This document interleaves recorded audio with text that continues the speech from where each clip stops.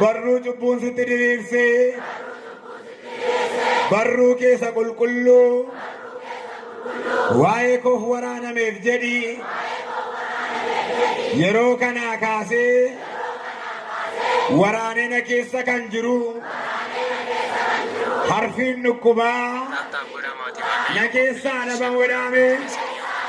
na keessaa dhabamuudha na keessaa dhabamuudha ilaaya waaqayyoo dhibeen qabaa lafa dhibee keessan immoo harka tokkoon qabadhaa dhibeen qabaa har'aa kaasee mataa ba'uu fakkeessee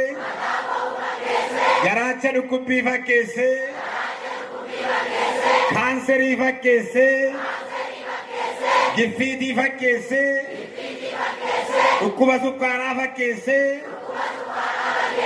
keessoo koo kan jiru yeroo kanaa kaasee afurri dhukkubaa narratti hin hojjetin jedhaaga.